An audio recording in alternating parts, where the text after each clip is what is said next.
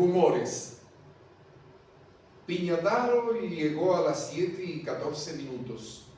Buscó el rincón del mostrador más cercano a las estanterías donde se colocaba el pan, a 1,5 metros de la vieja balanza de platos de bronce, desde donde se podía aspirar el tibio olor de los rosquetes, las ceyolas, las tortillas y los bollos con chicharrones. Sacó un paquete de colmenares, se acomodó el grueso cinturón de cuero que alguna vez había sido negro, buscó en el bolsillo derecho de su pantalón la caja de fósforos ranchera, encendió un cigarrillo y lanzó el humo áspero mientras permanecía con el codo apoyado en el borde grasiento de la madera. Doña Teresa llegó 4 minutos después. Llevaba la cabeza envuelta en un pañuelo gris con grandes flores violetas y masticaba sus propias encías al ritmo de su asesante respiración. Dejó caer su puño cerrado sobre el mostrador y en el momento en que una docena de monedas plateadas, húmedas y pegajosas se desparramaban sobre el papel de estraza, Piñataro sentenció con voz levemente cascada, moldeando las vocales y añadiendo sonoridades porteñas a las eres. Lo encontraron colgado de un árbol, pobre hombre. El sucio López terminó de colocar las tortillas y el medio kilo de pan francés en el delantal de doña Teresa. Contó una a una las monedas, las acorraló con la palma de la mano abierta y les empujó hacia el cajón que permanecía semiabierto a la altura de su abultado estómago. ¿Hace mucho que estaba allí? Toda la noche. Todavía está la policía en el parque. Doña Teresa se volvió hacia Piñataro, lo miró con sus ojitos encerrados en una telaraña de arrugas y salió arrastrando los pies. En el umbral del almacén se cruzó con la hija del sordo, con Anselmo y la ñata.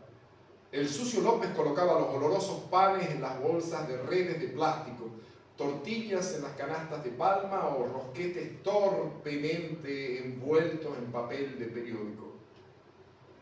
¿Cuándo se lo llevarán?, preguntó. Dentro de un rato. Están esperando al médico de la policía. ¿Lo habrán matado? No, dicen que se suicidó. La hija del sordo se persignó antes de salir y Anselmo se acercó a Piñataro. ¿Había mucha sangre? ¡Anselmo!, exclamó Piñataro. Se ahorcó, no se degolló. Ah, ¿estaba vestido o dudó? En cueros. ¿En cueros?, preguntó la ñata.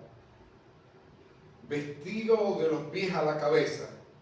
La ñata hizo un gesto de comprensión y se quedó con su próxima pregunta colgada de los labios porque Piñataro agarró las 4 tortillas y los 2 panes que le alcanzaba el sucio López, saludó con un movimiento de cabeza y con esa rapidez que lo caracterizaba en los momentos importantes de la vida, cruzó la calle y desapareció en el portal de su casa.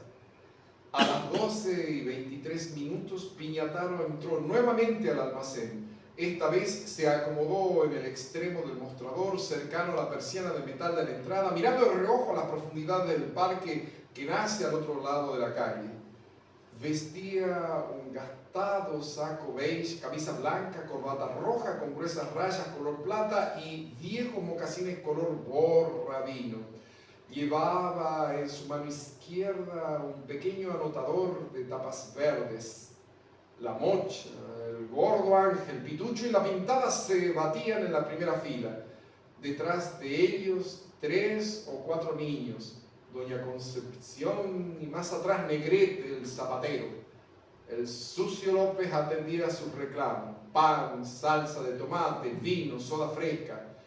La mocha, que dominaba con su altura y la dimensión de su cuerpo al resto del grupo, sentenció: ¡Pobre hombre! Está estaba arruinado. Los hijos lo habían dejado en la calle y con todo lo que había trabajado. No, matizó la pintada. Lo peor no era eso. La mujer se la iba con el primero que pasaba. ¿Qué edad tenía?, preguntó el sucio López. Era joven, exclamó la pintada mientras se acomodaba el pelo rojizo y tieso que oponía tenaz resistencia a la presión de su pelo. Muy joven no debía ser, si tenía hijos grandes, comentó Pitucho. Los hombres se conservan mejor que las mujeres, dijo la Mocha como un vago reproche. Pero no se conservó muy bien. Estaba con la cara hinchada, la lengua afuera. ¿Y si eso está bien conservado?, dijo el gordo Ángel mirando de reojo al sucio López. No haya sido el finado, amonestó la pintada mientras se persignaba. Además, no solo era el joven, sino también guapo, un hombre alto, todavía con todo el pelo. ¿Alguien sabe cómo se llamaba?, preguntó el sucio López. La primera fila se miró desconcertada. Norberto. Todos se volvieron hacia aquella voz arenosa y llena de pliegues. Doña Concepción lo miró con indiferencia. Si alguien hubiera podido separar una a una las arrugas de su boca, la fugaz sonrisa del triunfo habría dejado de ser invisible. Norberto, subrayó esta vez con énfasis definitivo. ¡Norberto!, asintió Pitucho con rapidez, paseando la mirada por toda la concurrencia. ¡Norberto Sacomano! El cadáver ya tenía nombre, identidad e historia. Doña Concepción se abrió paso en la primera fila y con autoridad reclamó al sucio López. 2 sobrecitos de anís, un tabaco Plymouth y papel smoking. Antes que el grupo se deshiciese impelido por sus obligaciones del mediodía, Negrete avanzó tímidamente, pidió 3 pan francés y 100 gramos de mortadela y no se resistió a especular. Creo que fue ese hombre el que me vendió la máquina de coser. La Mocha y la pintada lo miraron con desdén. El resto ni lo escuchó. Piñataro no dejó de escribir ni un momento. Solo cuando el último cliente se hubo retirado, cerró cuidadosamente su anotador, colocó el bolígrafo en el bolsillo interior de su saco, hizo un gesto de despedida al sucio López y salió. En la verdulería de don José, el bar del Papa Fritas, la carnicería de la Flora o el taller del Rengo Armando se fueron añadiendo, quitando o puliendo detalles que se recogían en fugaces o prolongados encuentros en las aceras, los portales, a la sombra de las moreras o bajo los jacarandás. Al atardecer, cuando el calor abandonaba las calles para instalarse en el corazón de las casas y las puertas se abrían para respirar las obscuridades sonoras del verano, la historia de Norberto Sacomano, que se había suicidado en alguna de las profundidades del inmenso parque que limitaba el barrio hacia el sur, estaba concluida. Nadie lo había conocido, nadie lo había visto nunca, ni vivo ni muerto, pero todos sabían con esmerado detalle los avatares de su vida, sus padecimientos y sobre todo las circunstancias de su muerte.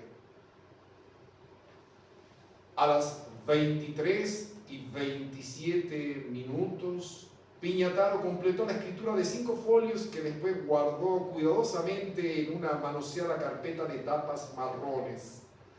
Atada con unas gomas elásticas, la colocó en una estantería. En la cocina se sirvió un vaso de vino tinto con soda y salió a la vereda de su casa. Se sentó en el grueso tronco que a modo de banqueta había colocado bajo el palo borracho y miró con aire de satisfecha complicidad hacia el parque que nacía inescrutable, al otro lado de la calle, habitado por ranas, luciérnagas, grillos y millones de otros insectos habituados a celebrar la noche. Piñataro tenía la sonrisa torcida, los dientes desparejos, los ojos vivaces y era hombre de edad aproximada. Incertidumbre que, junto a su soltería, mimaba y defendía porque formaban parte de su personalidad y, como él se encargaba de recordar de su perfil profesional, todavía seguían cruzándose apuestas sobre el año y lugar de su nacimiento, desde que su cabeza pasó del negro brillante a un gris indefinido. Las versiones que le adjudicaban lejanos y fascinantes amoríos se fueron entibiando y apagando con la implacable rutina con la que el carbón y las brasas se ahogan bajo un manto de cenizas. Pensándolo bien, nadie era capaz tampoco de describir con exactitud el cargo que ocupaba en la municipalidad y cuál era el objeto de su trabajo. Sin embargo, todos sentían por él un orgullo discreto porque era el único funcionario de aparente rango que vivía en el barrio y, sobre todo, porque era capaz de comentar con autoridad los avatares de la política y los vericuetos de la economía. Pero era su diestro manejo del rumor, sus conocimientos sobre el arte y la técnica de la versión no confirmada y su capacidad de penetrar en las oscuras pulsiones de los seres humanos los que hicieron de Piñataro un personaje tan cercano a la sospecha como a la curiosidad. En los días que siguieron a aquel día de diciembre, Piñataro bromeó con los clientes habituales del Sucio López, concurrió puntualmente a su trabajo en la municipalidad, pasó las fiestas con familiares en el otro extremo de la ciudad y, como en ocasiones anteriores, no volvió a hablar del suceso que la primera quincena de diciembre desató la imaginación de sus vecinos.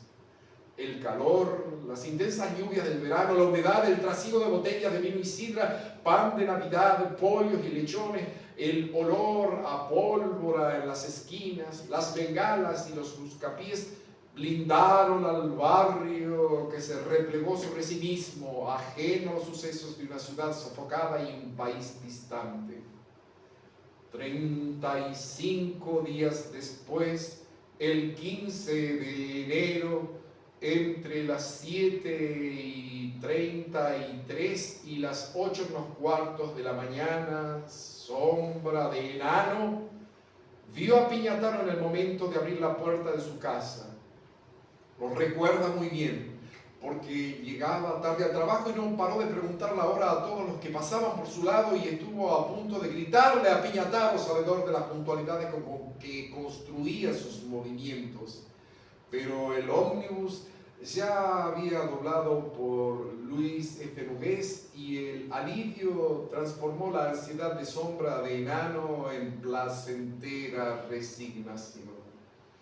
Cebolla recuerda la silueta de Piñataro reflejada en el gran espejo que Loreto había colocado en el estudiado ángulo de su peluquería para que devolviera la imagen de sus clientes y el ir y venir de los vecinos en aquella ochava de tránsitos obligados. Con precisión infrecuente en sus relatos, Cebolla era capaz de citar la hora exacta, aduciendo la notoria presencia del reloj de pared, de escribir cada uno de los movimientos de Piñataro y citar al puñado de personajes que se desplazaban en aquella mañana de lunes en planos sucesivos, diferentes direcciones. Poco importa que el reloj de la pared estuviera detenido, como testimonio del último corte de luz que la espesa cortina de soga verde moho permitiera solo percibir a las siluetas con un fantasmal efecto estroboscópico y que todo ello ocurriera mientras Loreto rasgaba su barba con la navaja que heredó de su padre y, como aquel, no dejara con su conversación lugar para la distracción, la duda o el dolor. Si nos atenemos a su testimonio, Cebolla fue la última persona del barrio que vio a Piñataro en ese lunes de enero, o en cualquier otro lunes de ese mes y de los que siguieron, o de la larga decena de años que se amontonaron sobre este recuerdo y sobre otros en las infinitas galerías de la nostalgia. Porque después de esa imagen fragmentada y también incierta, no hay recuerdos. Hasta los más memoriosos de la zona, acostumbrados a hurgar en los acontecimientos como en la sucesiva capa de una herida gangrenada y retener el más imperceptible de los gestos con la eficacia de sacerdotes egipcios, se declararon incompetentes. Nunca más nadie supo nada de Piñataro. El hielo del olvido borró el perfil de su figura hasta que, exactamente 12 años después, cuando ya se habían apagado los últimos estruendos que acompañan a la fiesta de Reyes, que son, a su vez, los últimos ecos de toda la fiesta hasta la resurrección del carnaval, Miguel, el hijo del sordo, sentado en la acera de su casa, mientras las estrellas se derramaban sobre un cielo ausente de tan limpio, me contó a su manera lo que pasó minutos antes de la última visión de Cebolla y antes incluso del breve y casi olvidado testimonio de Sombra de Nano. Miguel era taciturno, tenía una cierta tendencia a engordar, vestía con infrecuente pulcritud y miraba fijo, con unos ojos oscuros que escondían una chispa de burla. No hablaba con nadie y nadie hablaba con él, porque todos aseguraban que los shocks eléctricos que le administraban periódicamente desde que había terminado el servicio militar lo habían convertido en apenas una mueca. Conquistada la categoría de ausente, sin haberse movido de la acera de su casa, esa distinción lo hacía dueño de su propia vida. La gente no contaba con él y él no contaba con la gente. Reservaba para sí el derecho a iniciar, terminar o eludir cualquier diálogo. Hacía pequeños mandados, trabajaba algunas horas en la carpintería de su familia, solo en aquellas cosas que le entretenían. Salía, entraba y, sobre todo, observaba con una quieta y fría persistencia que incomodaba a los vecinos. La noche era agradable y se sentía una brisa suave. En las luces de las esquinas se formaban espirales de insectos. A Piñataro le gustaban las noches como esta, dijo en el preciso momento en el que yo hacía un gesto para su lado. Parecía hablar con algún interlocutor ausente. La calle estaba inusualmente desierta. Me detuve 4 pasos más adelante y volví. Hacía 5 años que el nombre de Piñataro había abandonado las conversaciones. Miguel miraba las estrellas, me senté a su lado. Regresó a ese lejano día de un lejano enero, con la familiaridad de alguien acostumbrado a orientar sus pasos por ese rincón del tiempo. Expandía su memoria por territorios desconocidos para mí. Avanzaba, retrocedía, añadía, disfrutaba entrando y saliendo de otros días y otras horas con la habilidad de un contorsionista. A las 7:10 de aquel día de verano, Miguel entró en el almacén del Sucio López para escoger, como era su costumbre, directamente de la cesta de mimbre del repartidor, sus pálidas y tibias tortillas, antes que las manos López se abalanzaran sobre ellas para colocarlas en los estantes del pan. Meses después, un día del otoño, cuando Miguel llegó y las vio ya colocadas en desordenadas hileras y al Sucio López sonriente frotándose casi con deleite esas manos empecinadamente grandes que convocaban su desconfianza, decidió no volver más y en los años que siguieron ese año Caminó 17 cuadras durante todos los días que siguieron a ese día para hacerse con sus 4 tortillas pálidas y tibias directamente desde la cesta de mimbre del repartidor. Pero aquel día agarró las 4 tortillas mientras el sucio López trajinaba la trastienda y se dirigía a pagar cuando advirtió la presencia de un hombre apoyado en el mostrador. Era el mismo sitio en el que solía hacerlo Piñataro y en el que seguramente estaría Piñataro si hubiera llegado solo 6 minutos antes. Pero llegó en el momento en que Miguel depositaba una a una sus monedas, haciéndolas sonar contra la madera gastada del mostrador. Se quedó sorprendido y alerta en el medio del salón al advertir una presencia nueva, a una hora en la que solamente 4 personas frecuentaban el local del sucio López, y en un ángulo del mostrador que tenía las señas de su antebrazo y que todo el barrio reservaba, respetaba y mantenía discretamente libre porque había sido ganado por el trasiego de los años y la disciplina de la asiduidad. Esos breves instantes de desconcierto los aprovechó el desconocido para iniciar un relato tan breve como extraño, o así le pareció a Miguel, ante 4 involuntarios oyentes tan familiarizados con el rigor de lo cotidiano que se quedaron adheridos a las breves palabras de aquel hombre, aunque solo fuera por la novedad de la voz. Con la distancia de un forense y la pulcritud de un calígrafo, el hombre describió el estado del cadáver de un hombre maduro que había sido golpeado, arrastrado, seccionado y desollado.